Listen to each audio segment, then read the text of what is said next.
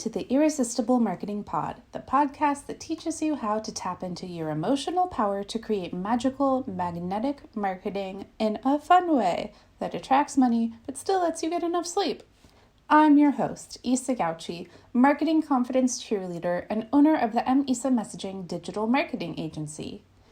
So, this episode is inspired by a lot of my new business owners out there who are spending so much time and energy agonizing over branding, how to pick a visual aesthetic to properly communicate the essence of their businesses and offers.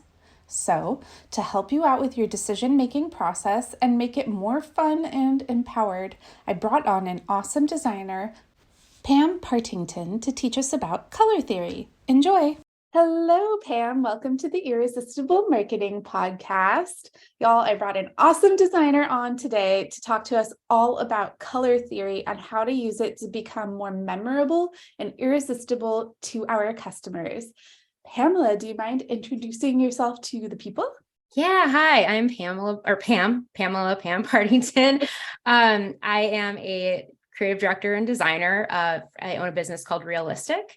And I have been a designer I went to college in 2004. So started my design journey there. So it's like over 20 years, something like that.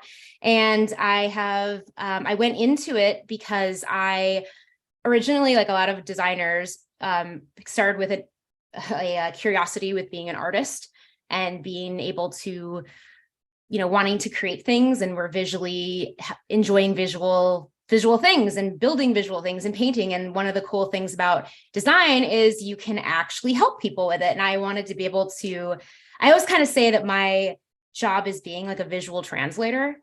And I'm some kind of like mix between like a stylist and a like therapist with design, like for your business, but like visually. I love that so much. You're a business art therapist. And one of the reasons I wanted Pam on this podcast is because before I think I met you in person, we're both in an entrepreneur group called Upper Left Ladies. I saw Pam's picture where she has the most incredible color blocked pantsuits that were color coordinated with her environment. And I was like, oh, I remember her. She had the pantsuit. And I was thinking about that, and it was so quick. It was just like a photo that I probably saw for like microseconds. And then when I met Pam in person, I was like, oh, that's that designer that had the amazing colors. And the thing is, so you've probably heard me mention the marketing theory where people typically need to see something about 7 times before they remember it enough to have trust enough to make any sort of significant investment. And like literally the color Pam chose was the thing that made it stick in my head. So this is a good lead into what I wanted to talk with Pam about, which was brand colors, why they're important, and what they communicate. So Pam, why do businesses need to put some thought into the colors they choose to represent their business? Well, so actually, it's perfect. Like how the example of like you like remembering me. So I was wearing a yellow suit. What is the color yellow? How does that make you feel? Like, what's the emotion you get when you see yellow? Smiley. I felt like cheerful. Yeah. So like generally colors are all based upon, so our emotions are our decision makers, whether we'd like to admit it or not, they are.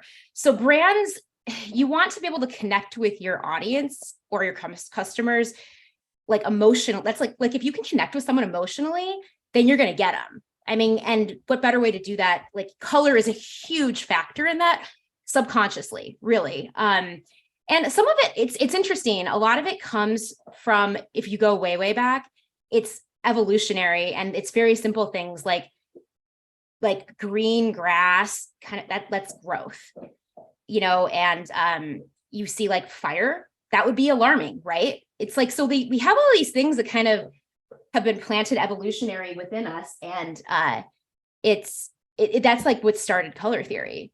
So it's really why color is important is it creates an emotion, which creates connectivity. And that's what's really cool about it. Yeah. And like before they read anything, before they follow anything, before they talk to you, it's like that instant emotional communication with color, right? Yeah. And you know, what's interesting is, and I have to always like put a little disclaimer here, because when you're thinking about like your colors for your brand, you also have to be really careful because different cultures and have different like meanings for color. So when you're like picking a color, you have to actually be pretty conscious of, am I going to be global or am I going to be staying in the United States? And some colors do have the same, some of them a lot of them are fairly like understood and give off the same feeling, but some of them are very different. And so it's like, I love that about it, because it can be very vast and different. Do you want me to go through some of the colors and what they mean?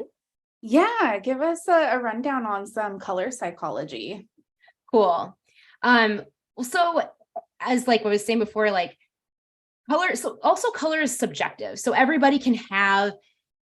people can have an experience of color that another person doesn't, and then decide they don't like it. So that's where it can be tricky, and where people, I think, sometimes will pick, look, the biggest thing when you're picking a color. So I'm going to just say this before I go into like what colors mean. When you're picking a color as a company, the first thing you need to do, and Isa, I know that you'll like appreciate this, you like need to know who you are as a business and do your brand strategy work. So you need to sit down and be like, who am I? Like you have to go through and know who you are.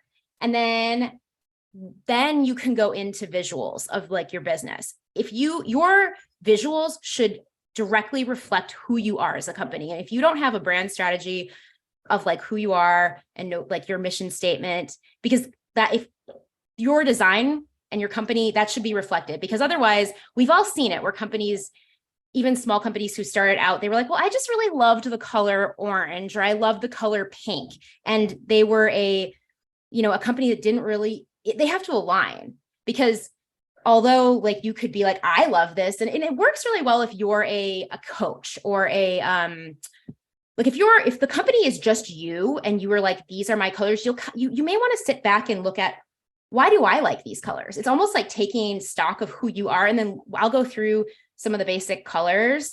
And at the end, Isa will, I have like a document that you can look at later, but you'll be able to see, you're kind of almost doing like therapy with yourself of being like, what is this? Are these my values? Your colors should reflect your values of your business.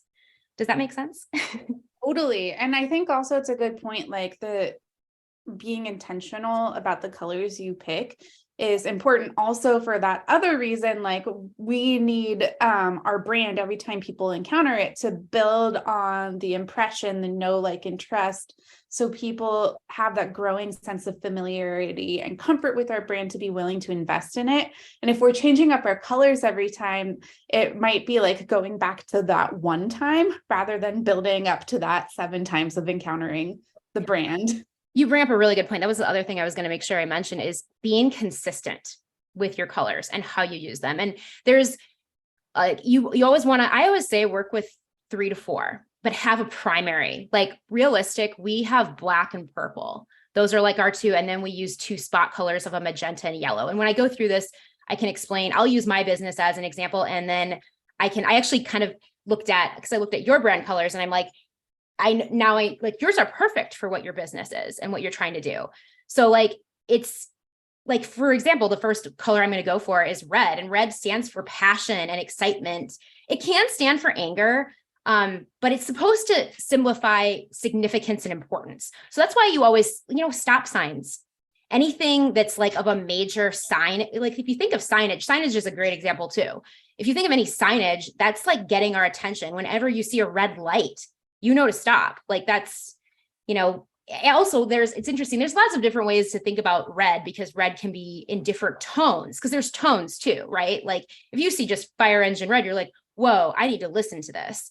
And that's like, if you need they always tell like women to wear red during that. There was an old, I think go by all means do it, but a lot of women will wear red in interviews to be like, to stick out, to be like, hey, listen to me, pay attention to me. Whereas men will wear navy blue because it's like a power color. So that's why you see a lot of politicians wear those colors. But anyways, red and orange are the first 2. And I know those are part of your brand colors. So red, we went over that one. Orange is like a playful color. It's vitality, it's friendliness. it evokes energy. So with your business, excitement, like, signifies importance and evoking energy. That's like what you're being like a cheerleader. That's like the big thing. So like was that intentional, or did you just like those colors? I like that you're saying that. I hadn't made the connection to the cheerleader. Like when I first picked red, it was because I had this word that was really important to what I wanted to communicate with my brand, which was spicy. Like, this is going to be bland marketing. It's not going to be playing it safe. And then with the orange, I actually did work with a designer for my brand colors, and the images I gave her was like a bird of paradise flower, and then like a nightscape jungle. And I actually don't know if I was super intentional about orange, but I like it because it does, when I see orange, I'm like enthusiasm, excitement. And I'm like, yes, that's exactly my cheerleader offer. And you have yellow too, which yellow it evokes happiness. It's attention grabbing. It also is it also can mean empowerment.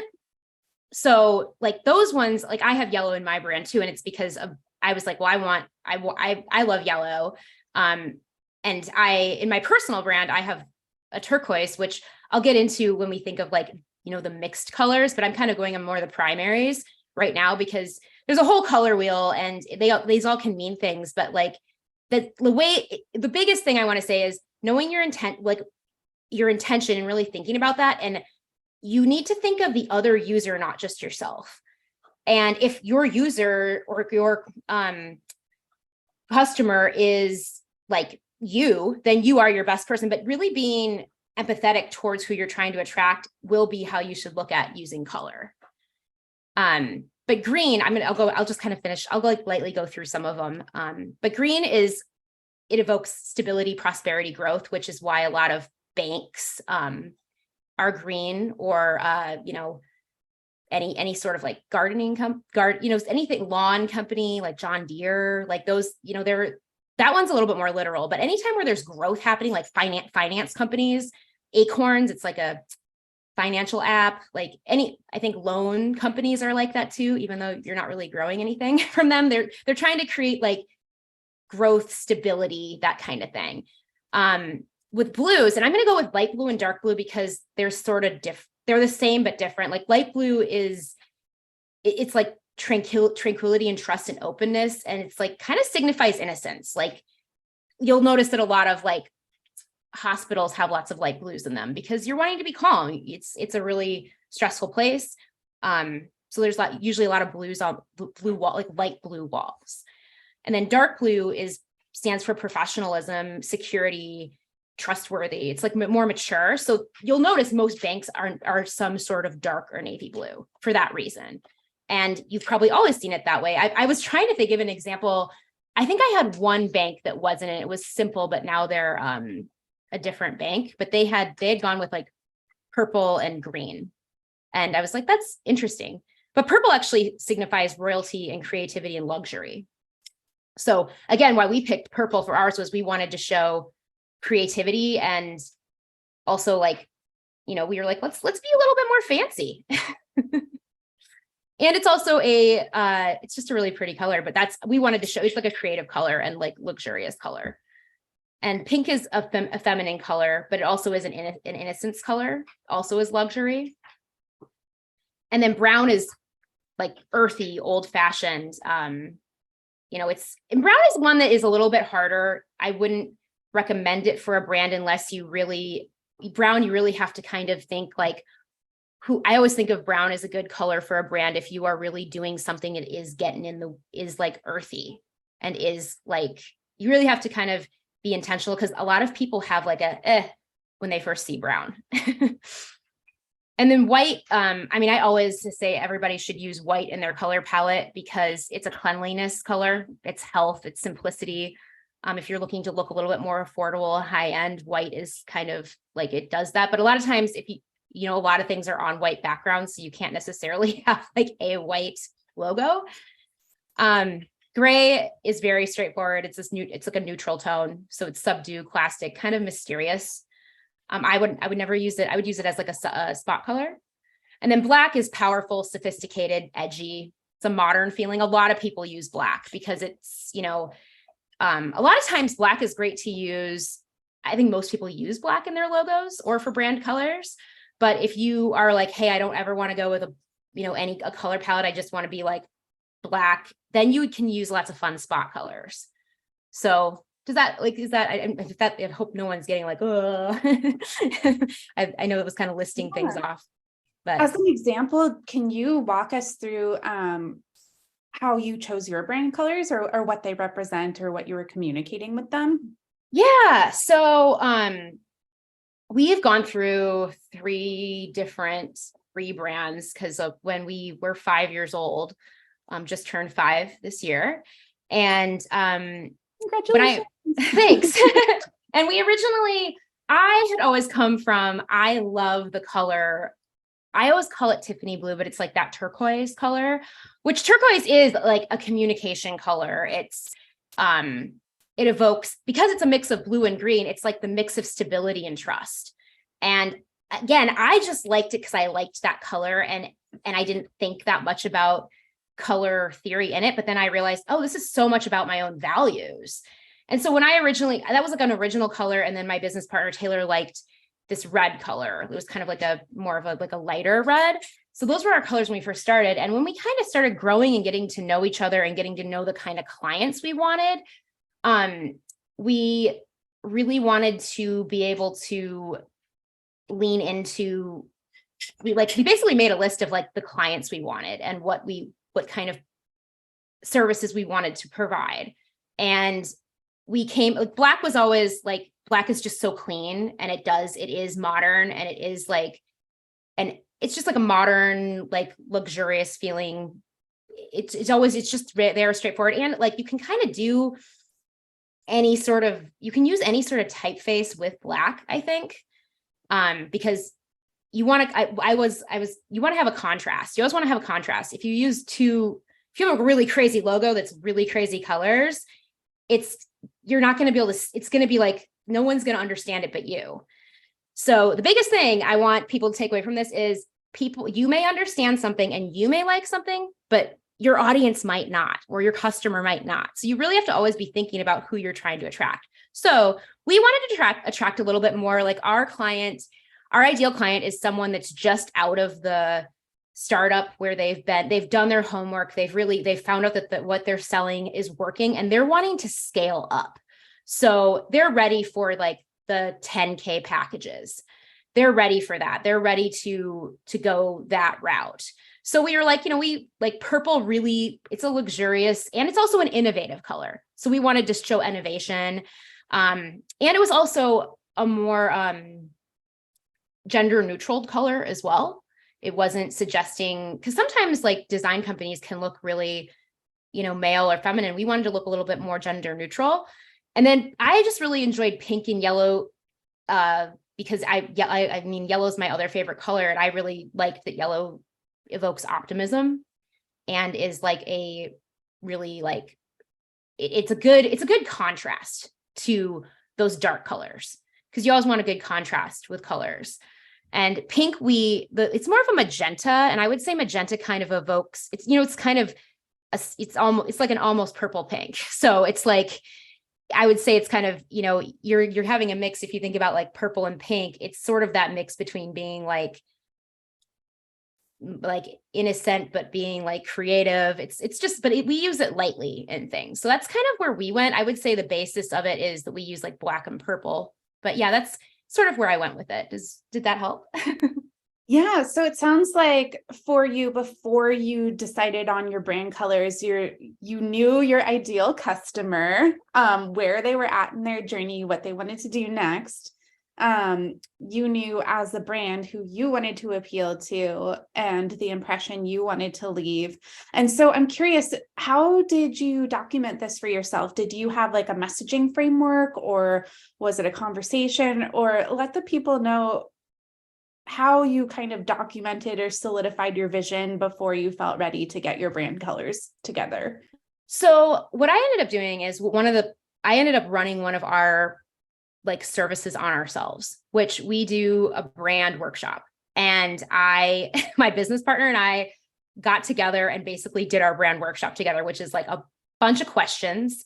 And like, since we're remote, we had to do this virtually, which was, we actually like, we're on Zoom and had sticky notes, and we have all these questions we answer. And that's when we kind of put them down. And then we like put them in like I think we put them in like a Google document, and eventually made our own brand guidelines book, which our brand guidelines, when we make brand guidelines, it has like the brand strategy built into it. So eventually went into that, but we basically had this like brand session. Then we like both, we talked about that on there, like how we wanted our users to feel when they saw us and all of that stuff. So we really talked about all this stuff. It was a lot of answering questions and getting into what we wanted, which is, as a business owner, it's like it's funny when you do the thing that you do, you like forget to do it for yourself. So it was really good to like do it for yourself, like make the time to do that for yourself.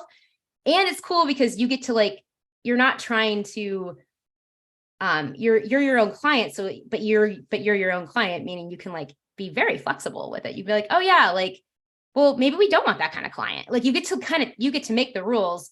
And so and we also got to tweak how we did it. But yeah, we went through that and then took a Pinterest board and both took time away and shared a Pinterest board and like pinned images of colors, logos, basically made a like sandbox, as we call it, of imagery. And we kind of looked at what the common colors were there and then thought, does that relate back to color theory? And like, what do these fonts mean? So it was a kind of a mix of like diving deep on what we wanted, and then looking at things, because so much stuff is subconscious. Like the way what you like and what you're attracted to has meaning. So you just have to think about how that, like actually think about, well, like that attracts, why do I like that? And sometimes you just like something and you don't have a way to like say why, but knowing that there's like meaning behind these things and how people are attracted to it is, so you just like, you kind of use yourself as a test subject and see like, well, would I want me as a client?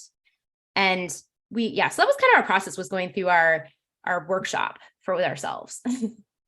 Yeah, what I'd love to highlight for the people here is this like wasn't like a one-off conversation or like some downloadable PDF you put together in an hour. Like this is an intentional process. Like Pam is a busy professional, and you can probably surmise from that process how much time she and her business partner set aside to think about this, to brainstorm, to tweak it, to get it right.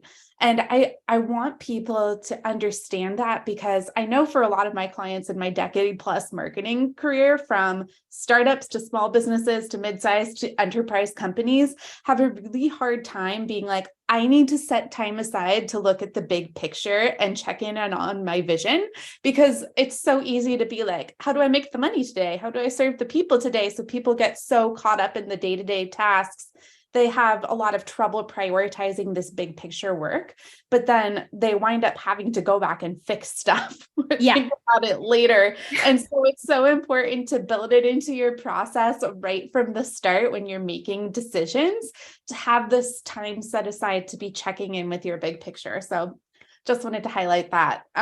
Did you on that, Pam? Yeah, I feel like, I have a friend who does CEO days. Like she takes a full day, and she's a designer too. And she's like, it's the full day that I dedicate to my business, and I make I make it quarterly. And she's like, I'll change things. And she's a one-woman show. So like she kind of has to do that. Whereas like my business partner and I can kind of tag team things. Cause this was obviously like this was not all done in one day. We had to like section stuff out, but I'm not saying by all means that I'm really good at it, but I'm glad that you like, sometimes you just have no choice but to make the time, because you're like, there's only so many times you can keep telling people, oh, I have a new website up. We're rebranding. And then you're just like, I sound ridiculous. Yeah. So we're going to talk about this a little bit more later, but it's a time commitment, because I don't want to put it like this, but when you're choosing your brand colors, you're kind of stuck with them for a while. Yeah. But I don't want you to feel like you're stuck with your brand colors. So I want you to have this process where either you put in this time or a designer you hire puts in this time so that you can use your brand colors consistently enough without feeling like you're stuck with them. You're like, Yeah. I love these colors. Yeah. And So if you know your intention behind it, you'll understand why you like using them, you know? yes, exactly. So, Pam, I know I'm getting a little off topic from the discussion guide I sent you, but I actually wanted to ask you about what it communicates for this one trend I've been seeing. So I've noticed a lot of the people that I actually really enjoy following on Instagram, like cool business marketing gurus who are kind of alternative. I have noticed this trend lately of really stripping down the brand colors and like really like a black and white. And I'm trying to decide how I feel about it. Like, because I think one of the things it communicates is like, all you need is me. All you need is me, and that's the value, which is a really interesting message. But I was wondering if you could comment on that, on just like literally just black and white, what that communicates and what you think that says as a designer. Well, I mean, I'm a minimalist designer. So, I mean, I love colors too, but oh man, like a black and white, like minimalism with a black and white and like a really, so there's two ways to think of it. Black and white, like I would say, like we use black and white, like a lot of times it's a great way because as I said before, contrast is key when you're using anything.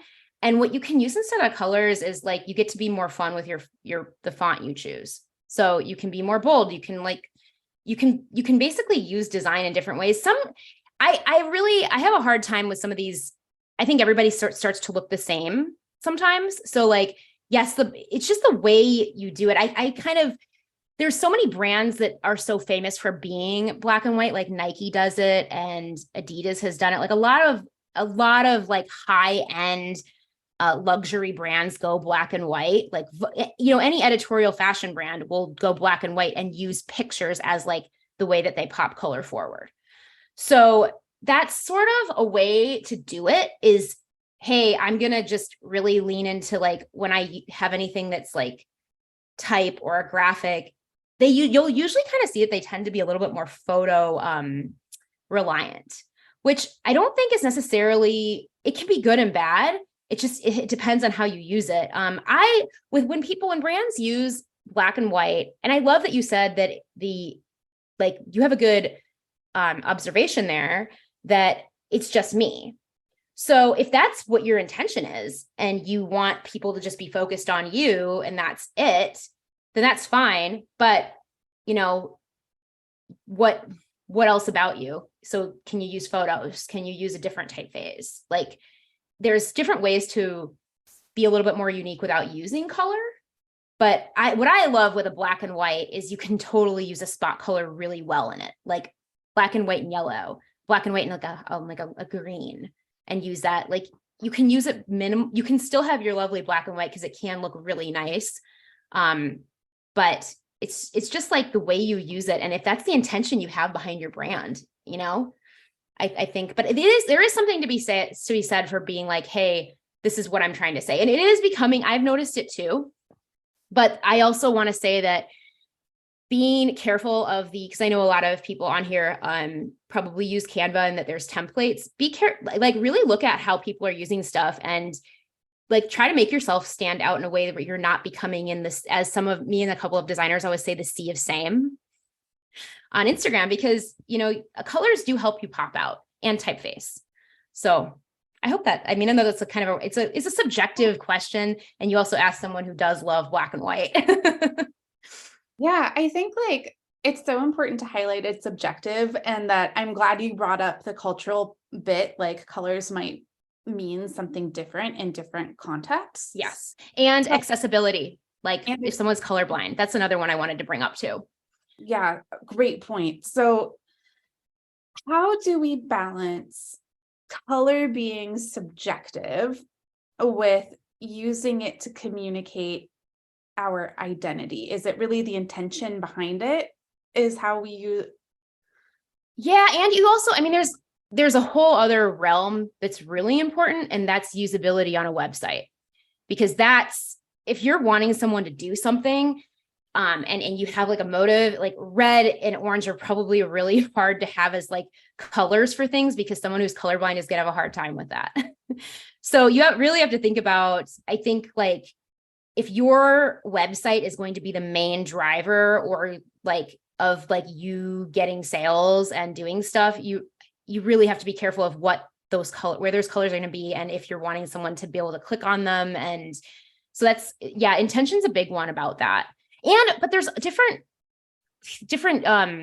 hues of colors. So like a maroon is going to give off a very different thing than like a bright red, but they can both be a red, you know? So it's subjective, and it's also usability. And I'm not sure if that correctly answered that question. Yeah. And so here, let's talk a little bit about the sea of same. So, one thing that I do get concerned when I hear like business gurus telling you what you should do with your colors is like, it creates like a lot of copies of their marketing, which makes me nervous. So I want to highlight this, like, what is your business communicate? What do you want to communicate? So that, because I've noticed, like, especially that since like a lot of mentors are going the, like, all you need is my brain and my wisdom. So I'm not putting, all I'm doing is black type on a white background for my Instagram carousels. I've noticed that like carry off to a bunch of other people. And then, another funny one was I used to do marketing for a market research company, and they did like a big, broad ranging study for a bunch of different tech companies. And like, I think they looked at like some huge number of companies, like 50, 100 or something. And they did like color palette comparisons, and almost all of them were like barely varied, muted teal, like green colors. And then there were like 2 that had different color palettes. And so I'm curious if you could share some insight on how, okay, 1, how do you stand out? And then 2, how do you not stand out in a bad way? Okay. All right. Yeah. So how you stand out? You can, let's see here. I'm trying to think of I'm a visual person, so I'm trying to think of any good examples here. When you can have something designed really well, then, because you're thinking about like everything comes back to what kind of emotion is this going to like create. So really, if you use color in a really good way, like there's what is that one called? It's I feel like I was just looking at it. I'm just gonna pop it up on my phone because I saw it. Rocket Money, I think.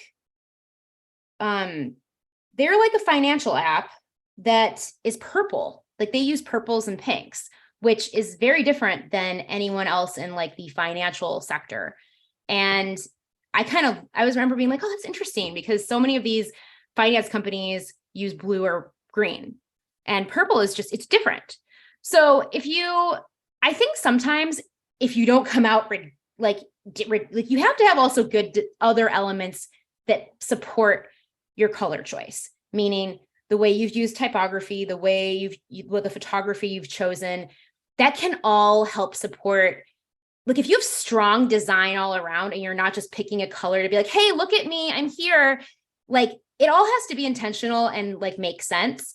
But you can, if you do the other parts well, you can look different above it. Like, and so I guess I feel like I'm a broken record here, but I feel like the intention behind it, and really being, not doing something just because you're just like, I just really want to stand out, but like really, you have to actually like spend some time into it and really be like, okay, well, so lots of other companies are this, and be able to actually maybe explain even in your like the way you choose copy when it all has to kind of come together to support that bolder color choice.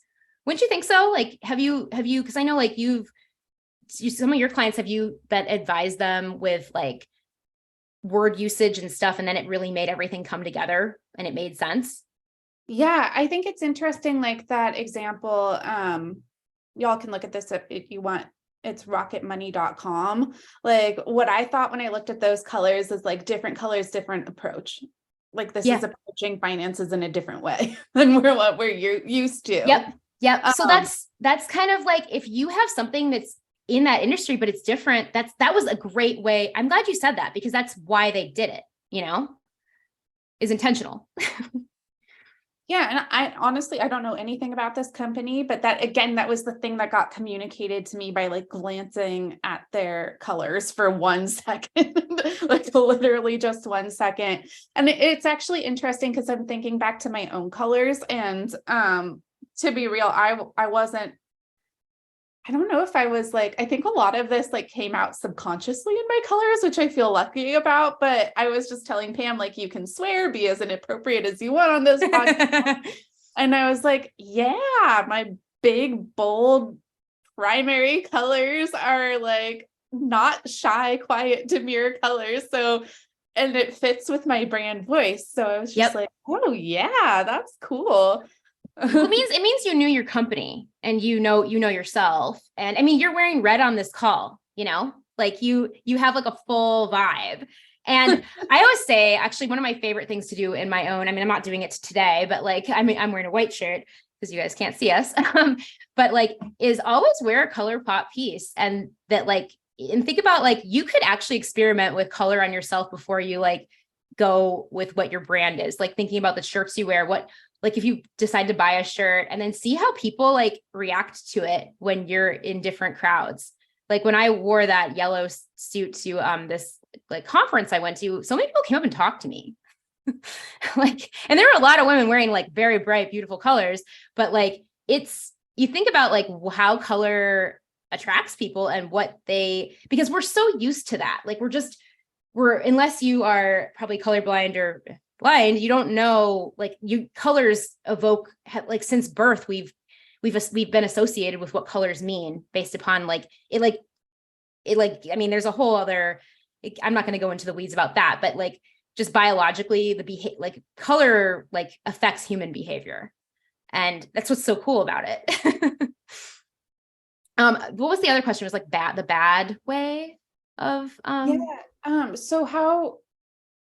So if you kind of want to stand out, or actually, are there times when you shouldn't? Yeah, let's start there. Are there times when you shouldn't want to stand out with your brand colors? I think it depends on what your service is and what types. Again, it comes back to what is your service? What is your offer? What is your company? What do you want to provide? And because that's really where you want to go. So like, if you want to stand out and you're looking for the type of person that is, if you're like wanting to cast like a full net and not have like like you could just have like really, people might kind of think, oh, that's because people have very different, it's interesting, people's reactions to really bright or not as commonly seen colors, that it can create curiosity because they're like, I've never seen it that way before. Like it will, if you want that curiosity, but maybe not like it just depends on what kind of, because I know that sometimes like companies that are high profile companies make things more expensive so that they get just that small. It's kind of like that with color too. Like if you want to really be more subdued and be like, you know what, our product speaks for ourselves. Like, I mean, there's plenty of brands that are really just, I feel like the best example is any fashion brand is really a black logo, and the things that speak for them are like the imagery. But like any sort of high hedge fund company, you probably wouldn't see it anywhere because they're not trying to cast a net for everybody. So it kind of depends on what your intention is and what you're wanting to attract. I think that would probably make the most sense. But like, I think the biggest thing that like small business entrepreneurs make is doing that because they're like, oh my gosh, I want to just, they don't think about the intention. They think about, I like this color. I haven't seen it anywhere else and I'm just going to use it. And it's like, okay, well, red, like, using purple or pink for a industrial business, I don't know if that will work, like that might be a bad example, but I'm just kind of thinking like, it all comes down to what you want to attract. Sorry, I bumbled around there for a little bit. Just to like tie a bow on this section, because I want to talk about usability next, is for picking your brand colors, it's subjective. Like, don't worry about it too much, but do pick colors that you love and you feel like represent and communicate what you want your brand to communicate, so you can use them consistently enough to be recognizable. So you don't have to do what everybody else is doing unless you feel like using colors like that is communicating what you want to communicate. And if so, great. If not, choose your own colors. Yeah. So the other topic, though, is usability, which is such a great point. So you mentioned already that we need to be aware that of color blindness and that things might not stand out if we're picking colors that can't be seen with people who have color blindness. The other thing I'd love for you to talk up to, because I'm not even a designer, but this drives me crazy when there's really low contrast between the font and the background. Mm-hmm. Like, this drives me absolutely nuts when I see it. Can you tell the people why contrast matters? Well, it really comes down to you have to realize that. So one thing that you learn as a designer, and I started my career in like the retail fixtures industry. So like making signage that was going to go into stores and for like retail, like, really high, awesome, like crazy things that would go into like an experience that would happen in like a store. And you have to think about, they'd always talk about like, okay, there's kind of these 3 points of like engage. It was like something engage this. And like, you have to, like, I remember we always had to like think about what the percentage of the font would be on a sign. So like, and it was always white on dark, because you have to always think about how far away is someone from something. They need to be able to read it. And I know a lot of people probably aren't making these huge signs, but like even on a phone or your website or whatever, you can't just assume because you can see it and you like it that other people are going to be able to see it. Like, you have to, I mean, I always kind of use my dad's a really good example. He's like, I'm old, I can't see that. And I'm like, okay, yeah, you have to, because white on black can be really hard for people to see, because it does work, because we do more and more, we have like the dark, you can choose between the dark screen and the white screen, like on a Mac or however you want to view things. But for printing, I'm thinking of printing. When you print white on black, because of printers, it can blur. So when you do, or if you do like a white on like a dark, like if you're ever going to print, I would really go against using a dark with a white font, because it can like bleed, and you'll get like bleeded, like you won't really get to read things. And that doesn't happen all the time. It's just a forewarning.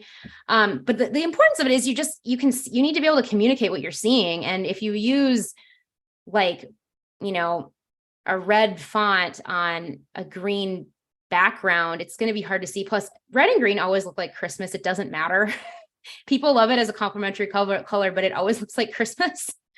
But you need to always have something that's, if you're going to do anything, it either has to be the type has to be dark, or the background has to be light. It's just because you need people to see it. And you always have to think like, how is the user seeing this? And are they understanding the idea I'm trying to communicate?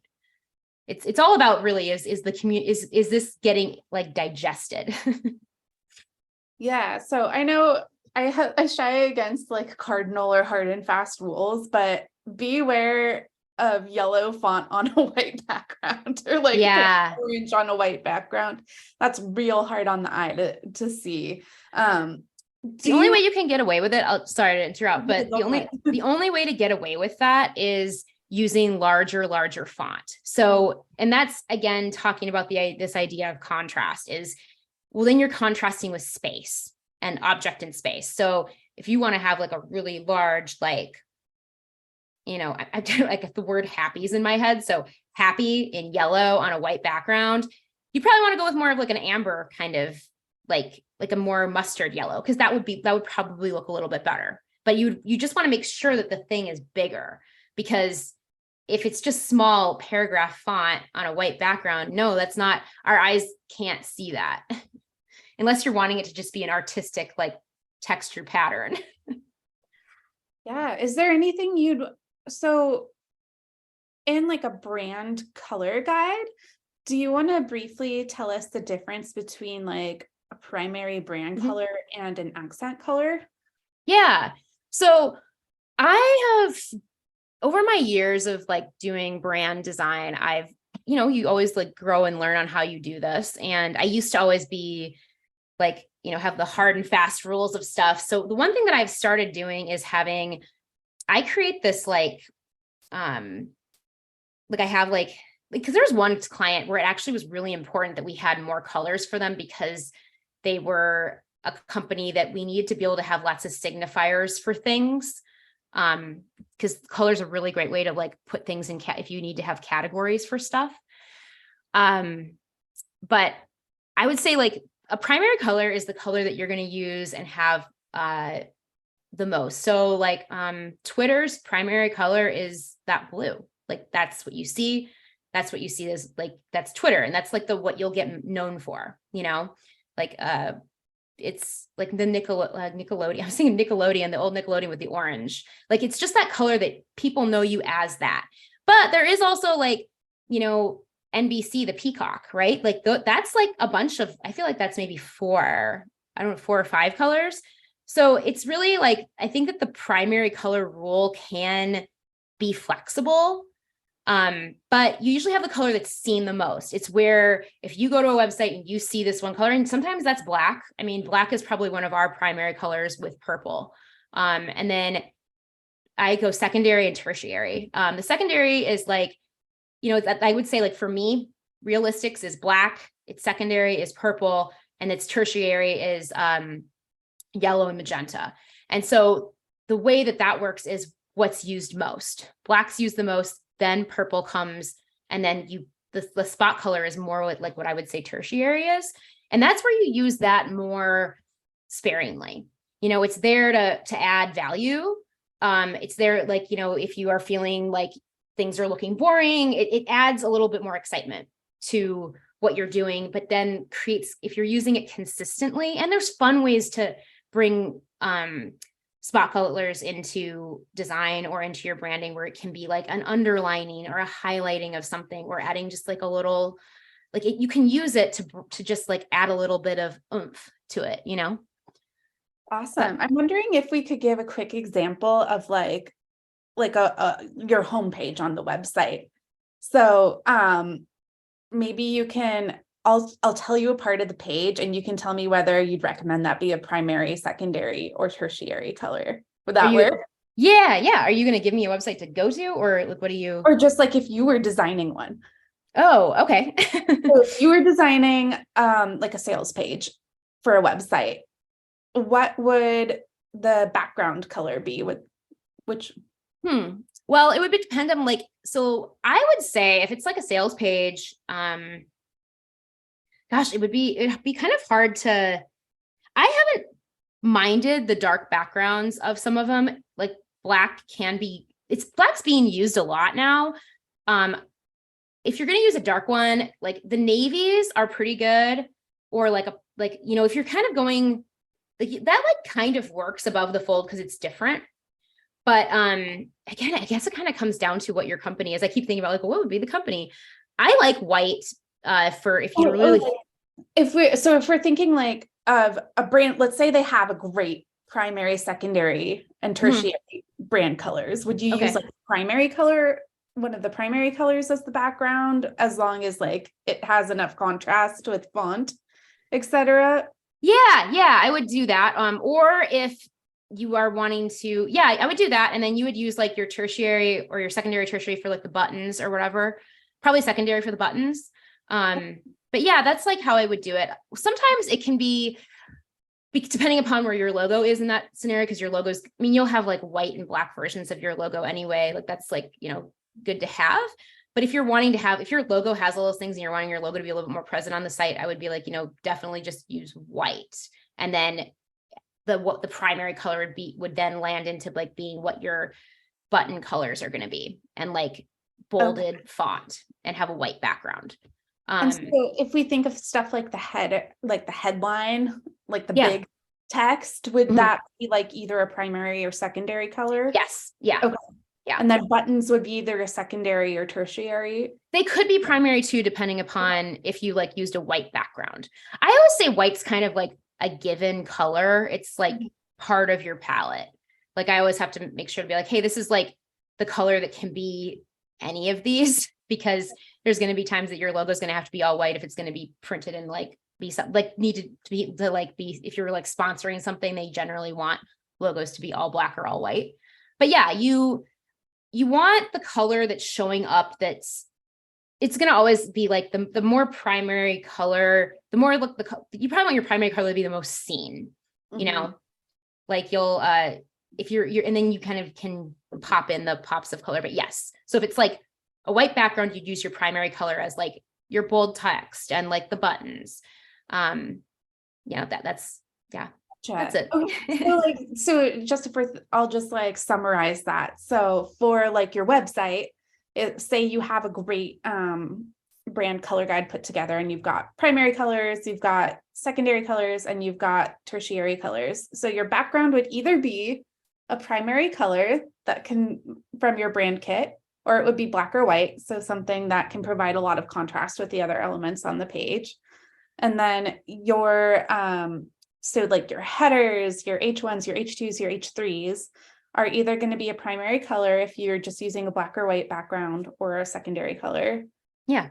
And then like your body text is going to be like secondary or tertiary color. No, you'll still I would apply the same rules with, because generally you'll want, well, I guess if it's on a white background, you would probably just have it be like black, you know, or like it'll be kind of, it's fluid, but I would go with the rule of contrast, right? So sure. If you're wanting the headlines to be sticking out, then yes, secondary, tertiary. But sometimes there are people that are like, if it's on the black or darker background, then you would just make probably everything white. Gotcha. Okay. So we care first about whether you can read it easily. Yes. That's like legibility. Yeah. Contrast is so key. I feel like the main things that I want to like, that I would say, I feel like I've been like I've repeated a lot are, you know, intentionality with your colors, and then contrast with your colors, your color palette. Like when you were even picking your color palette, like I made sure with mine that black, magenta, and yellow were actually all really complementary, but contrasted colors, because then I could I'd have a sandbox for myself to work with. I mean, white and black are in there too, but like you want to be able to have legibility because you want people to know what you're providing. Gotcha. So, okay. So let me rephrase that then. Like there aren't hard and fast rules other than make sure it's legible and make sure your primary color is the most visible thing on the page. And that if you want to add some other pops in there, make it your secondary or tertiary colors so that everything is recognizable as your brand, and your brand is also recognizable as legible. Yeah. And be consistent with how you do that. Like you don't change it every time. I feel like you could change out the way it's like, you could have fun with the way you make. And I think, you know, we talked about like, what if people get sick of stuff? You could change one of your secondaries to be the primary, because people will just start getting used to seeing the colors all together. So that's a way to do it sometimes, because you can kind of test what people are liking. And if you're like getting bored with it, at least you're playing in the same playground, you know, and you're being consistent about the colors you're using. It's because there's lots of brands that do that. They'll like kind of change up like what's the dominant color. So that's another way to do it. Gotcha. And I had 2 more questions for you, but I'm just realizing we went a little over. Do you have a few minutes? Oh, yeah, I do. Okay, awesome. Okay, so well, as we're coming to the close of this super helpful conversation, I wanted to give you some time to talk about, is there anything you see with brands' use of colors that you're just like, please stop doing that? Like if I give you one piece of wisdom that would like make your marketing life so much better, like don't do this with colors anymore, what is that? I like am really over the beige and brown for specifically healing companies, because everyone's doing it. The beige, brown, pale pink. And I understand it tends to be with like many female owned companies, or maybe not even female owned, but like the beige and brown really doesn't stick out very much. And I just think that, yes, it is a contrast, but it's being seen a lot. Like a lot of people are getting into these earthy tones, and it's very common that I also understand that people are just kind of picking Canva templates and then just adding a darker, I've seen it multiple times where I see the exact same Canva template that was made into a post, but they made the shade slightly darker. And I'm just like, and I think that like, there's some beautiful ones that are done great. And I'm sure people were like, well, I just did it because this is like what I liked. But you, again, like we were talking about, like, that's kind of happening with WordPress sites. The more people are able to like build stuff out, they're just sort of, I would really venture to try to make something your own and really look into why you like it. And if it actually is like, cause that's like the one thing that I can't stand is the sea of beige, the sea of same and the sea of beige. Yeah. Okay. So like to highlight this for folks, like we're not saying you can't use photo or colors. We're talking about colors. We're not saying you can't use colors that everybody else uses, but if you're going to need to really up your game on how you're going to use the same colors everybody else is using. And like, and fonts and yeah, like you need to, because there's different ways you can use them. Like it's just having, and that's, I mean, I guess that's what, and I understand, like, if you're a business owner and you're doing this all on your own, it does require time. So if you are able to like, invest, if you realize, I mean, obviously what's really great, I've always loved the business owners that have, because when they come to me, they're at that point where they're like, I've been trying to do this and like, I'm realizing it's sucking my time and it's like, I was able to get it this far to reach like this number. And now I'm ready to, like, I just had a client do that. She's like, I'm ready to actually like make this, like, I can't do this for myself anymore. I'm wasting time. So, because I understand the reason that happens is people are just kind of like, I just need to get out there. I don't care about, like, I don't have the time to think about color theory and what this thinks. This business is doing it. They seem successful. So if I do it, I'm going to be successful, which I think we all know is not the right approach. Yeah. So that leads perfectly into my last question, which is, so if you're hearing this conversation and you're like feeling really overwhelmed, how might a designer just take all the stress off your plate? Why would you want to partner with a designer to get this color thing right for you? Well, I mean, not just color, but even like typeface, like the right photos to choose. A designer, like they are obsessed with the details. Their favorite thing is doing this, and they can do it. It will take, I mean, I've had a client that it would take her like, an hour to do something I could do in 10 minutes. And it's just like, how much time does that get? You now have an hour back to do something that will take, like, you get all of those 10 minutes you get to have your 10-minute tasks that you can do in an hour to achieve more things. So it's just one of those things where a designer obsesses over these things. They care a lot about these things. Because I know that like friends of mine who own businesses who are not like creative business owners, they don't like thinking about this stuff. Like they just hear it and they're like, I'm not creative. I'm scared of this. Like this makes me so overwhelmed. I'm so bad at it. And it's like, okay, well, I just had to try because I just need to make something. And it's like, well, how serious are you about your business? And like, do you want this to succeed? Like start creating a budget for it, like start talking. And you know what? There's also a great avenue if you're starting out, you're like, well, I don't have a budget to like hire the 10K types of designers. There's so many like college students that are needing internships. And although they're kind of the types of people you may have to direct more, they still have been trained and went to college, or at least just obsess over, they have the visual aesthetic. They're obsessed with visual aesthetic, and they're going to just, because sometimes there's things where I'm like, I just do a thing and it looks good to me. And it's really hard for me to explain how to do it to somebody else because it made sense to me as I was doing it, as it is for many people who, when they do something they love for a job, sometimes you can't explain it. And if you get to work with someone who just knows how to do it because they've obsessed over it, they've taught, they've like trained, they've made a lot of it, then they save you time. So then you don't have to sit there and be like, why am I reading about color? I don't care about it. And then also, so I loved how you put you're like a color therapist for businesses. So I'm imagining like a lot of people might be able to say like, my business is innovative, but they don't necessarily connect like, how do you say innovative in colors? And someone could be like, I'm innovative, and you could translate that literally into colors. Or I could come tell you, my business is spicy. How do I make them? And you could translate that into colors. Or someone could say, Yeah. I'm about gentle on the environment and the skin beauty products, and you could translate that into colors. And I mean, one of the tactics that I'll just share a little way I do it. That's like that, like you guys can all do at home.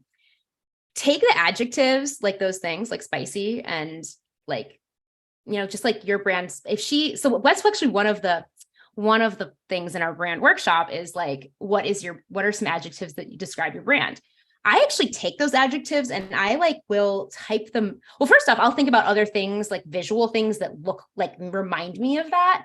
So I would think of like really bright, like spices, like tamarick, is it turmeric? Turmeric, Turmeric, like cayenne, like that would be probably something that would go on a mood board.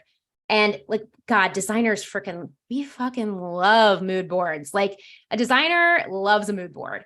If we can like spend it, and then we will just sit there and like, we'll kind of like, a mood board is actually all based around color. For me, at least it is.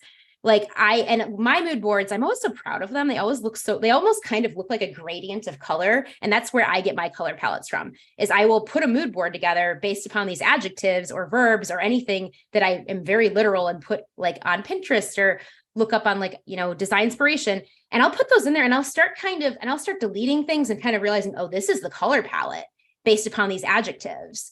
And then so like innovative is an interesting one because when you use that one, that's so broad. So then you kind of have to break down what innovative means, and then you can use those words. But that's how I do it.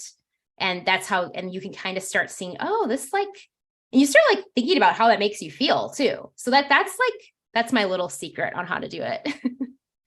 That's so cool. And I think it probably also gives you clues, right? If you're not being specific enough on what your business is. So if you're just like, I'm an innovative business, and you're like, okay, to translate it into the colors, I need you to like give me some more. Specifically, what are you innovative in? Well, yeah, the questions in the beginning, like especially our brand workshops, which are so fun to do with the client. We usually they're like 4 hours long, and we'll like go to the client. But we always find that the client like answers their own questions. And they're like, oh my God, I never talked about it. Like it's a therapy session about your business. And we use the words like anything that gets put up, gets like a full sticky sheet. So like stickies, like they get to like fully be involved because as we know, as like business owners, especially if we're like small to mid-level, our business is our babies and we want to be involved in it. So they like feel very involved in it, but I use all of those words.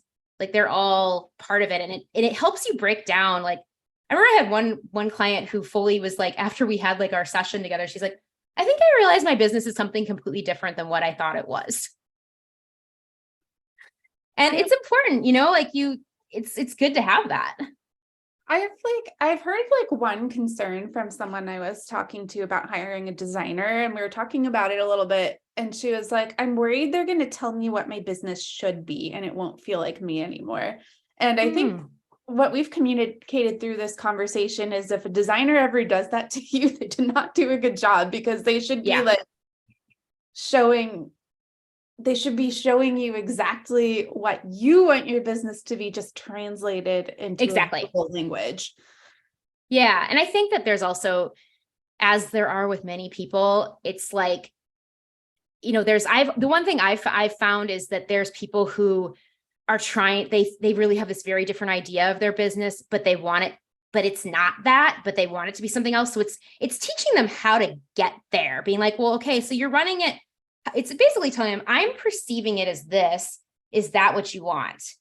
And then like, it's all about like, that's such an unfortunate thing if they ever had an experience with a designer like that, because that would be a designer not like, I feel like a designer's job isn't just to sit there. So what I also want to say is that designer's job isn't just to sit there and be your like jockey of like, I'm just going to do everything you tell me to do, because that's like being a production designer. And if you are just looking for someone to digitize things you thought of, then don't hire a designer. We don't like doing that kind of work. But like, or be specific that you're like, you don't get to be creative. I just need this to be digitized. But like a designer is helping you bring something to life and guiding your vision. And it should be a symbiotic relationship the whole way. It shouldn't be like, I've seen horrible designers that just like talk to the client once and there's not a continual conversation. I've always said the reason I think I'm like one of those like kind of unicorn designers is I'm really good with people. So I'm like sitting there continuously making them, I'm like, they like invested in me and they want to be part of this and they want to see that they've been heard and like that, like their vision's equally a part of the way that this came out. And I think that's like, if you're ever looking to hire a designer, you need to keep like, that needs to be what's happening, or you probably shouldn't work with them. So if they want to be, is it like common practice for you to be included in like the mood boards that you're putting together to like brainstorm the colors and everything? Oh, cool. Yeah. So like with my clients, I always share I share a private like Pinterest board with them. And I'm like, hey, and some clients don't want to do this because they don't have the extra time to do this. So most of them want to though, but like, there's been a few where we've kind of just taken from the brand workshop and like we kind of share like a mood board and then they get to be included. But there's a lot of them where I'm like, hey, I'm just really interested because I can't read their mind. So like, put me in things you like. What are things you like? What are colors that you think like based upon our conversation?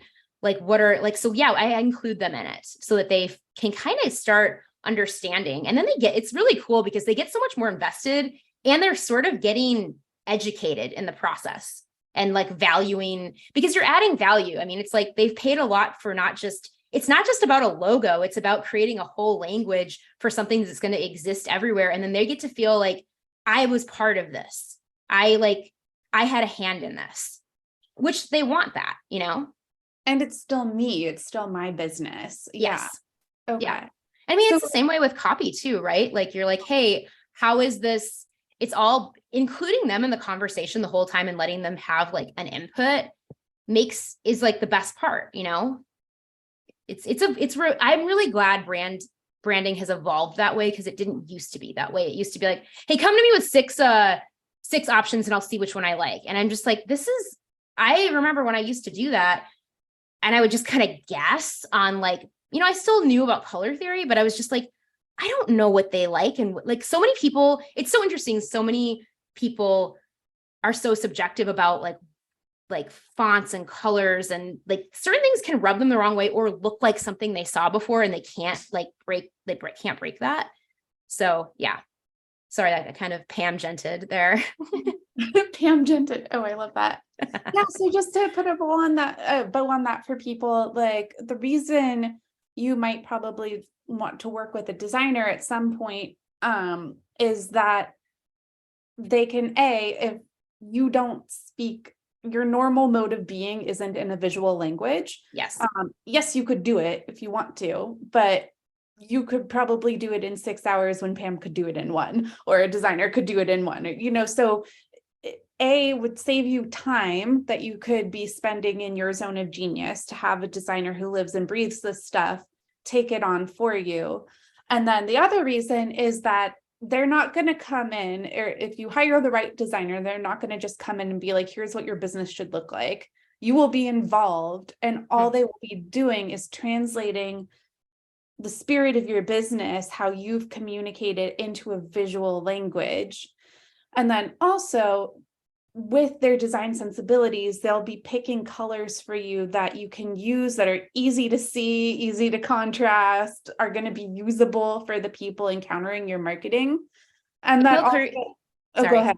I was going to say, they'll create a brand guidelines for you so that your team, whoever you hand it off with, will have it'll have every rule of how to do something with a template to it. So then you just have your color palette and your tools, and you can just easily have any admin or person who's not a designer just bust things out because all these things were already made, like a toolkit. Yeah. And you didn't have to go to design school. So this is all stuff people went to school for and studied for years and years and years to get this level of knowledge and know-how. And then you just get it in a handy packet that you can plug in and use.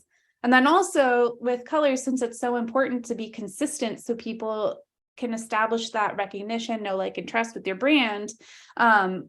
If you are getting colors that so effectively communicate what you're wanting to communicate and that you love using, you're not going to be bored out of sticking with the colors that you need to stay consistent. Yeah. So anyway, Pam, thank you so much for taking the time to come on the Irresistible Marketing Pod and share your color theory expertise. How can people keep up with you, work with you moving forward? And we'll drop links to this for everything she mentions in the show notes. Yeah. So you can get me at wearerealistic.com. That's our business website. And then you can follow us on, I think we have a LinkedIn page. We have our Instagram is Realistic Agency. So those are the ways to get in touch. If you want to just get in touch with me, I am PamelaPartington.com, and then Party Pam is my like personal. But because Realistic is, we tend to take clients, we're probably a little bit, we're a little bit like more mid to high, but I am going to be, I'll have a more proper launch on this, but I'm trying to kind of create maybe a series around teaching the basic design for the startup business owner, just on basic design principles, so that, because there's a lot of things like we know that you may not have the budget for a designer right away, but you don't have to come out of the gate with bad design or that's not an appropriate word to say. I'm going to say, you want to look professional and you want to come out of the gate strong. So I'm working on like a series of like a educational, like either working with me one-on-one or like having like some free videos or something. So that's something that's this is kind of almost like the little, like this was I would say, like Issa, this was kind of, you were like the igniter of this brain baby. So thank you. Yes, I love igniting brain babies. You're not wrong. You were in conclusion, we've set your brain baby on fire. I don't. We told you it was spicy. Yeah, it was a spicy baby. But just because I know that there's lots of designers out there that are like, oh man, like they can only pay me $1,000 or whatever, or like and it's like that's not to say that like, oh, no one's ever going to work with you. It's just there's certain things that you can do yourself when you're starting. And then I always say when you're starting a company, this is the best advice I can give to anyone who's like really, you're starting a company, you're thinking about starting a company. You don't have to work with a designer right away. You could just do a logo, like a word mark, and like be intentional about your colors. See how your business does, like grow your business. See if your product is good that you're selling, and then save money aside for when you're ready to make the proper hit the I'm going to like purchase button with a designer, because you want to see if things are going to work and if your business is going to work. And I think sometimes people get really hung up on having to look like there's so many companies that put a lot of money on their branding and stuff right away, and then their product's not very good. If you have a really good product, like there's one of our clients was that way. They came to us, they're like, oh, we just made a word mark and we just wanted to make sure that our product worked. And they're like out of the gate doing really well. And they're like, oh yeah, now we're ready to do a logo and proper branding. So that's like the best advice I can give.